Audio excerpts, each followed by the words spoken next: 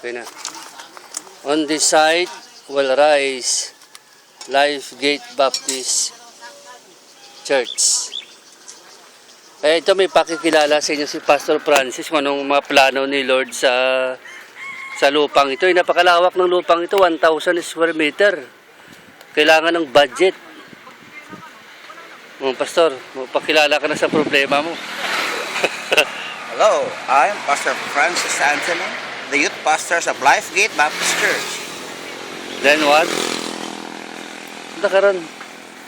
I'm going to here. I'm going to house. Ano? Tataas. Ano na? Anong kailangan mo?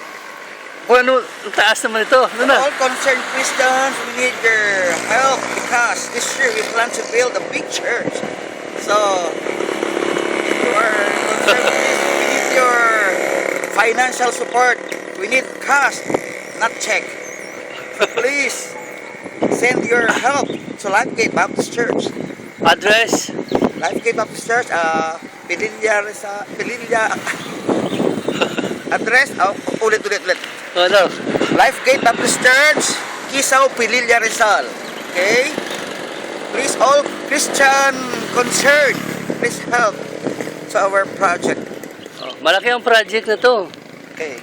Ito'y 1,000 square meter. Tingnan mo yung magmula rito hanggang dun. Yung palibot na pader na yan. Ang kailangan ng Life Gate. Nagtatambak kami ngayon eh. Kulang pa ito. Mga lupa ito.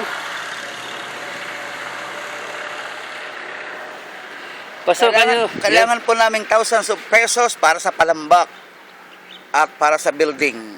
Manawagan ka rito sa buong Pililla. So nananawagan po ako sa mga taong mayroong ginito ang puso. At pwede nyo kaming supportan sa aming project na tatayo.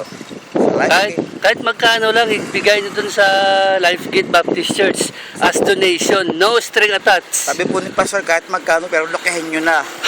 Magbibigay lang po kayo, pakilaki-lakihin nyo na po. Hindi po bawal ang malaking bigay. Salamat, makakatulong kayo sa gawain ng Panginoon. Malugod po naman tatanggapin ang inyong tulong. Masilaw ngayon eh, hindi ako makafocus. Hindi niya masyadong makita ang kagwapuhan ko eh. Ganon? Oo. Okay, salamat po sa inyong napakahalagang tulong. Salamat po ng